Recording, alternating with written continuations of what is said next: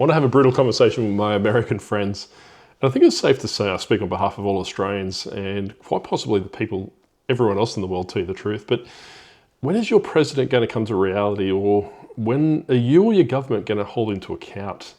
Being crook for the last couple of days, and I originally thought I was having a bit of a fever dream when I found out this guy's running a mobile phone store or a cell phone selling his own, knockoff Chinese products. Like he's some US version of Crazy John, which is just insane. What I really can't get my head around is that this guy's got nothing better to do with his time than to go into these constant endeavors such as, his mobile phones, Bibles, hats, clothing lines, all these different things, other than focusing on what he should be doing. I really can't get a hold of it. I was having a chat to my couple of my work colleagues today, and we were talking about promotions within the company. And generally, the general gist is that if you've got someone that's incompetent that works with you or works for you, the general consensus is that they get promoted out of there. So they get promoted on incompetence. And I kind of think to myself, is there any higher place to go than the President of the United States? I'm not drawing the correlations, but I'm a bit concerned that when I watch, like him taking away healthcare, him taking away, bloody hospice care yesterday, invading countries, doing blockades, fuel prices. I've done lots of videos on fuel prices and they're just going through the roof. Over here in Australia, we're paying about $9 a gallon. So it gives you an idea. It's not just localized or, secular to the US. We're all hurting. We're all at the whims of this guy, and we didn't vote him in. We didn't have any say in this. And I know lots of people don't agree with his politics, but I really don't see any will from your politicians or your political parties over there to do something about it. Like from what I see, the Democrats are sitting down, just watching the house burn down, thinking that they'll be re-elected in November. That the Republicans have all but given away that any power that they had. But wouldn't you expect better of your politicians? And this is places that what I talk about on the channel is that, here in Australia, we're not perfect, and I'm not saying that we are in comparison, but I want people to think that they can hold their politicians accountable. And, I have done videos on gas, and I've done videos on petrol and diesel and gas, or whatever you want to call it from that perspective. But I think it's about time that we have a conversation to say, hey, look, you probably need to start going to the streets and making a bit of ruckus and getting noise, because there's only so many countries that he can blockade or invade or whatever he wants to do before he gets to Australia. We're running out of countries before he comes after us, so I'm quite concerned from that perspective.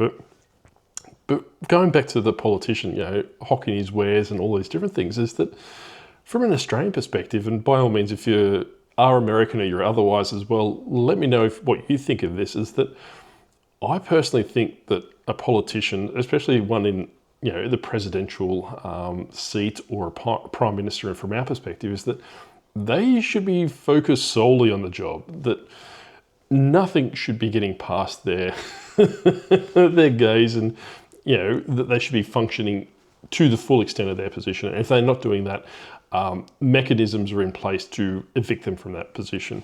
But for them to kind of do, like I said earlier, like stakes and mobile phones or cell phones, and helping his billionaire buddies, which is happening over here in Australia as well, and hopefully one day it will get rectified. But I suppose what I can liken it to, in Australia, if we had one of our politicians, maybe the Prime Minister, started putting his names on the Bunnings sausage sizzle, which is kind of like our national pastime on a Saturday if you're that way inclined, we would probably take to the streets. We'll start throwing our arms up and screaming and carry on like pork chops, but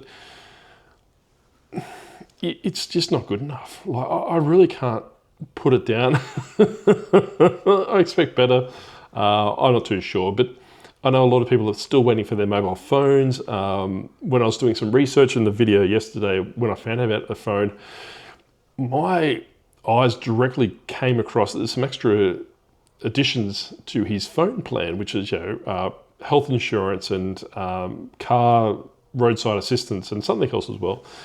The health insurance, what triggered me, my spidey senses, and by all means, I'm not legal minded, so I can't give you any qualified answer for this. But my concern was that he was going to sell that data to potentially, healthcare companies to increase premiums like that. But when I woke up this morning, there's a couple of videos out, primarily from CoffeeZilla, talking about how the site's been leaking personnel data. So by the means of it, I wasn't too far off from my assertions. So I honestly think that it's kind of a telling sign where the President of the United States, by all means, by putting his name on the website, I think that's his endorsement at the very least, is that he's cheaped out on a website that potentially a hacker can come in and claw data off. So that might be intentional, it might not be intentional, I'm not particularly sure, but